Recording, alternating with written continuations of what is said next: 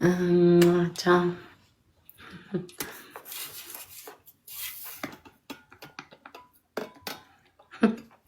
ወይ አምላኬ ነፍሴ እኮ ተጨነቀች።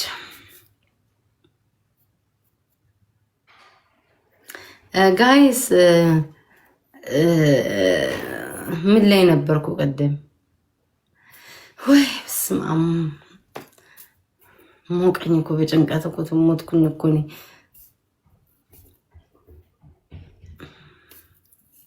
አመሰግናለሁ ፈለገ ዛሬ አገባም እንዴ ነው ቤት አትገባም? ፈለገ እኔ ቤት ማለት ቢዚ ካልሆንክ ስራ ካሌለ መግባት ከፈለክ አንድ ቁጥር ጻፍልኝ። ንሳባ ደግሞ ንሳባ ኦኬ መግባት እሺ።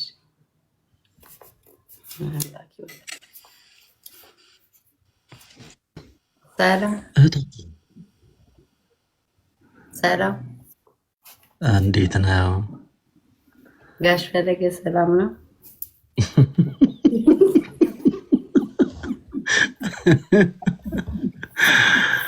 ቤታዬ እንዴት ነሽ? ሁሉ ሰላም ሰላም ነው። ምንድን ነው እንደዚህ መጥፋት? ኧረ አልጠፋውም። አንተ እኮ ሰሞኑን ትግል ላይ ነበርክ፣ የሃይማኖት ትግል ላይ ነበርክና ሰላም ስል ልታለክ። አረ ስለ እውነት አላየሁኝም ነበረ።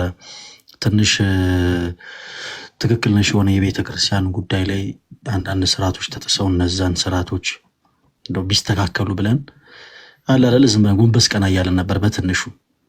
አይ ጥሩ ነው። የመንፈሳዊ ጦርነት እኮ ደስ ይላል። አረ በጣም ከባድ ነው ቢታዬ። ዓለማዊ ጦርነት ይሻላል። ዓለማዊ ጦርነት አቅምሽን መንፈሳዊ ከባድ ነው እንዴ? አረ ከቾምቤ ጋር በጣም ከባድ ነው። መንፈሳዊ የምትዋጂው ከቾምቤ ጋር እኮ ነው። አይ ከባድ ነው፣ እያየው እኮ ነው። ያው እንደምታውቂው ቤታዬ በሰንበት ትምህርት ቤት ነው አይደለ ያደግሽው አንቺ? በሰንበት ትምህርት ቤት አድርገሻል መሰለኝ። ከዚህ ቀደም ስንጫወት አንድ ጊዜ እንደዛ ብለሽ አጫውተሽኛል። እና ቤታዬ እንደምታውቂው ቤተክርስቲያናችን ከሌሎች ቤተ እምነቶች የሚለያት አንዱ ነገር ምንድን ነው? ዶግማዊ ትምህርቷ እና ደግሞ ቀኖናዊ ስርዓቷ ነው። ማለት የቤተ ክርስቲያናችን ስርዓት ላይ ያው እኛ ሁላችንም ኦርቶዶክሳውያን እንደራደርም። እንደምታውቂው ቤታዬ የፈለገ ቢሆን እጅግ በጣም የምትወጃትን ልጅሽን ቤተክርስቲያን ይዘሻ ስትሄጂ ጫማሽን አርገሽ ግቢ ችግር የለውም አትያትም አይደል? ለምን? በቤተ ክርስቲያንሽ ስርዓት የማትደራደሪ ሴት ስለሆንሽ ማለት ነው። እና እንደምታውቁት ሁላችሁም የተሃድሶ ምንፍቅና እንቅስቃሴ በተለያዩ ጊዜያት ላይ ቤተክርስቲያንን በተለያዩ ነገሮች ሲፈተን ቆይቷል። አሁን ደግሞ ሰዎች ቤተክርስቲያንን እንረዳለን እንደው ገንዘብ እንሰጣለን በሚል ተልካሻ ምክንያት አንዳንድ ስሁት የሆኑ ትምህርቶችን ለማስተማር ኢማጂን ቤተክርስቲያን እስከዛሬ ሰምታቸው ማታውቃቸውን ማለት ነው።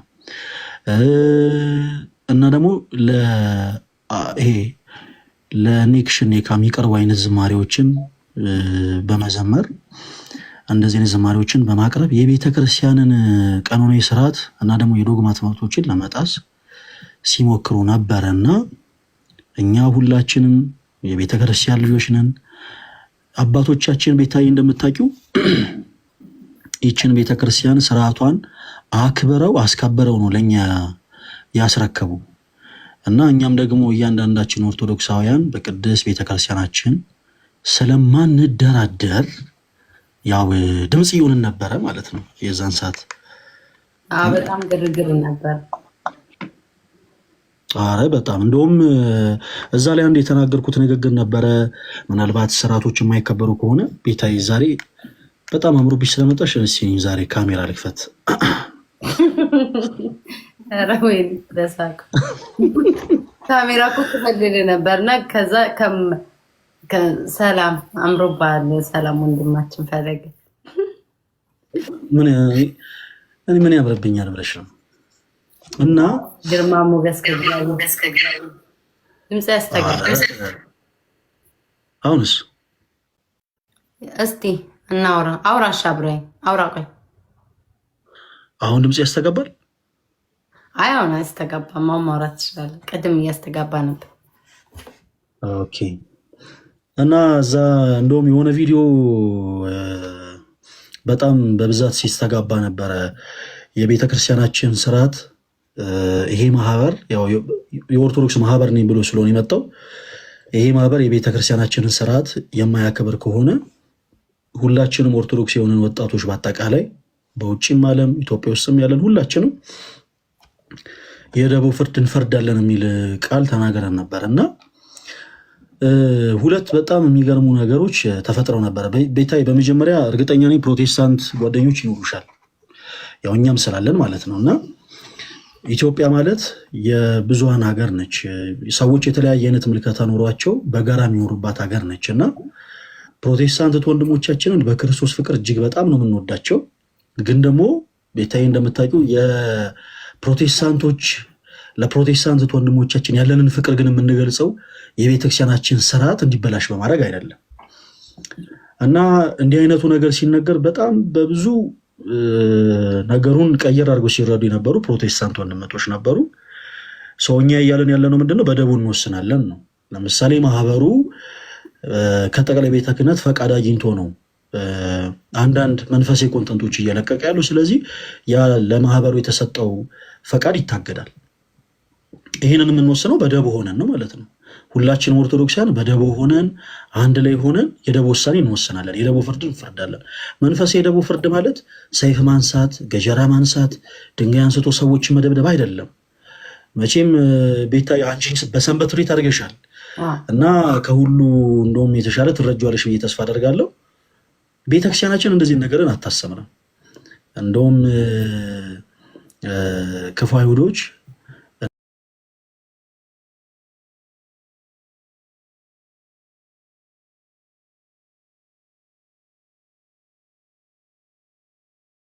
ወደ ወታደሮቹ በሰደደ ጊዜ ጌታችን ኢየሱስ ጴጥሮስን ጎበዝ፣ በርታ፣ በቃ ይሄኛውን እንደጀመርከው ያኛውን ደግሞ ጨርሰው አላለም።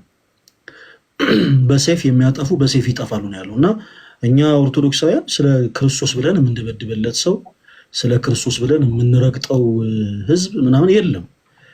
ባይሆን ስለ ክርስቶስ ብለን እንሞታለን፣ ስለ ክርስቶስ እንታረዳለን፣ ስለ ክርስቶስ ዋጋ እንቀበላለን እንጂ እና የቤተክርስቲያናችን መብት እናስከበር ስንል አንዳንዶቹ ኦኬ ገጀራ ይዛችሁ ልትገሏቸው ነው ማለት ነው፣ የሆነ እንትን ይዛችሁ ሄዳችሁ ልትደበድባቸው ነው ማለት ነው የሚል ኔጌቲቭ የሆነ ሀሳብን ሲያስተላልፉ ነበረ። እግዚአብሔር ይመስገን ያው በቻልነው አቅም እኛም ነገሮችን በፍቅር እያቀረብን መረዳት ላለባቸው ሰዎች ስናስረዳ ነበረ።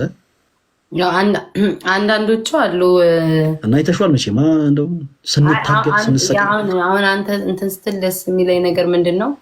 እያቀረብካቸው ነው ላይክ እያቀረብክ ወደ እናንተ አለ አይደለ መጥተው በትክክል እንዲነጋገሩ ተከባብራችሁና እሱ ደስ ይላል። አንዳንዱ ደግሞ የሌላውን እየዘለፈ እሱን አልፈልገውም። ግን አንተ የምታደርገው ነገር ቪዲዮ ሰርተ እንዳውም አይቻለሁ። እንደዛ ቢሆን ጥሩ ነው። የኛ ልጆችም ላይ ካለ አይደለ እንትን ቢሉ ቢመከሩ። አንዳንዶቹ አንድ ሰው የፈለገውን ፈለገ። እኔ እንዴት እንደማስብ ነገር ከአንድ ሰው የመረጠውን ሃይማኖት መቀበል ይችላል። የፈለገውን በድንጋይም ማምለክ ይችላል። እሱ ላይክ አለክ አይደለ አለክ ነበር ድንጋይ ያድነኛል ብሎ አንድ ሰው ካመነ በድንጋይ ማምለክ ይችላል። ግን ምንድነው የቤተ ክርስቲያን ስርዓቱን ግን ጥሰው የሚናገሩ ከሆነ ምናምን ግን አግባብ ባለው መልኩ ስለ ቤተ ክርስቲያን የሚያውቁ እውቀት ያላቸው ሰዎች በትክክል ያስረዱ ጥሩ ነው። እንደዛ ብዬ ነው የማስበው። አንዳንዶቹ ላይክ በስድብ ምናምን ይናገሯል ቤተ ክርስቲያን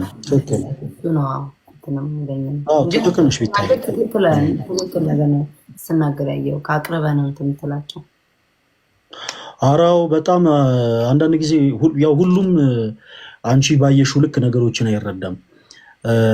አንድ የተወሰነ ነገር ልንገርሽ በዚህ ላይ ቅርብ ጊዜ ፕሮቴስታንት የሆኑ ወንድምቶቻችን በዚህ አጋጣሚ በክርስቶስ ፍቅር እንወዳቸዋለን።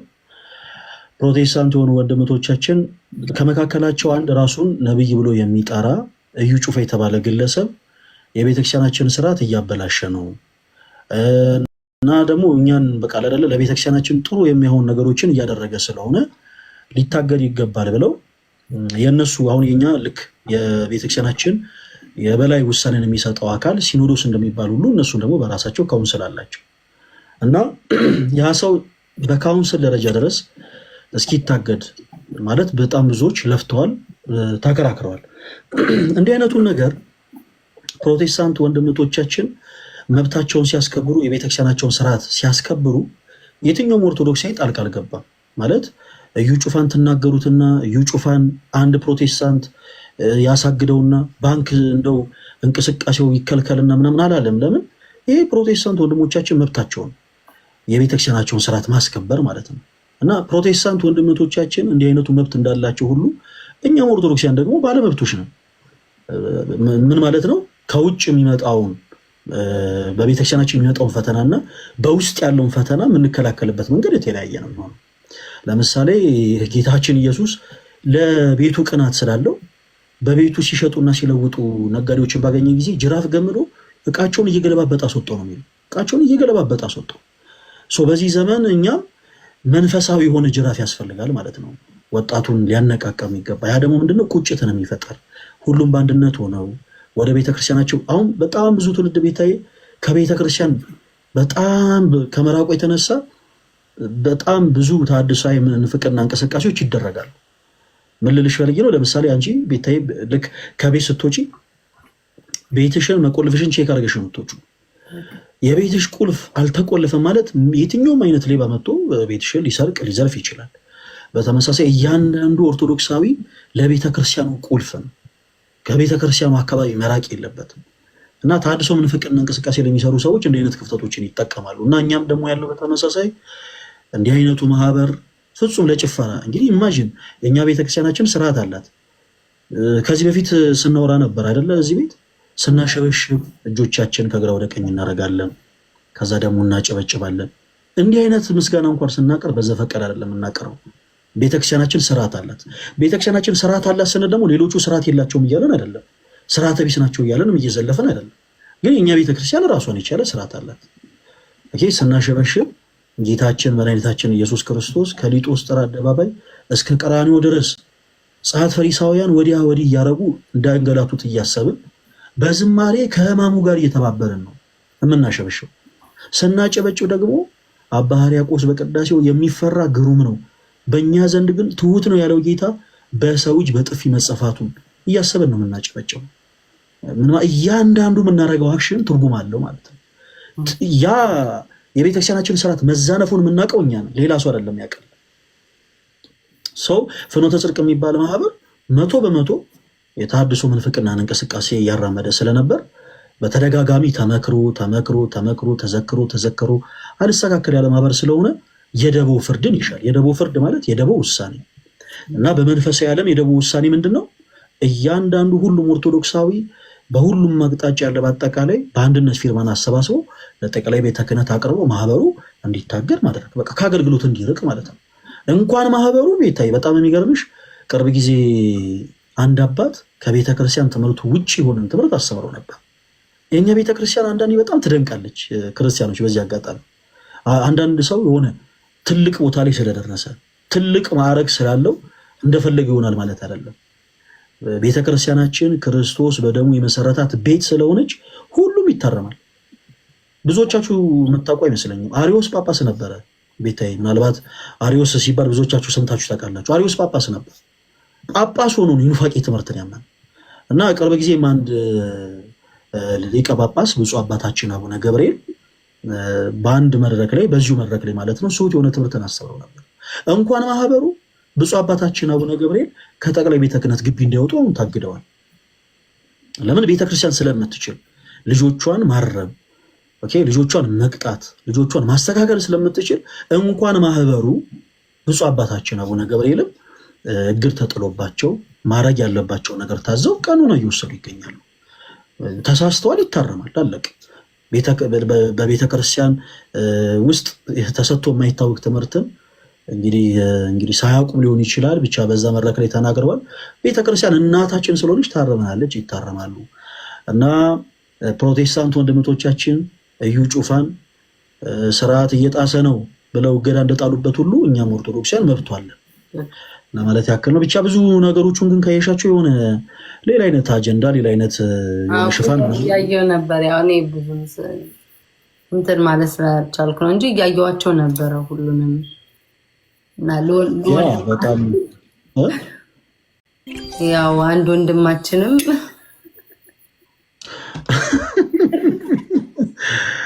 አስቸጋሪ ነው። ቤታይ በቤት ያጽና፣ ሌላ ምንም አንልም።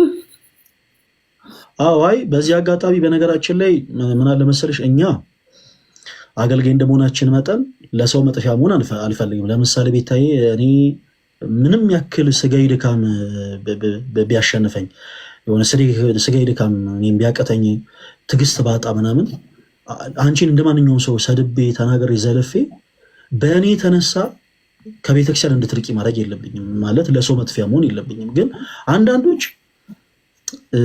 ለሆዳቸው ያደሩ ናቸው። ለሆዳቸው ያደሩ ሰዎችን ደግሞ እንደማረም በጣም ከባድ ነገር የለም በዚህ ምድር ላይ። ተወዳጆች እቺን ነገር ልበል እንደው ስለ እነዚህ ሰዎች ስላነሳሽ እነዚህን ሰዎች እኔ ስም አልጠራ ትላላችሁ እና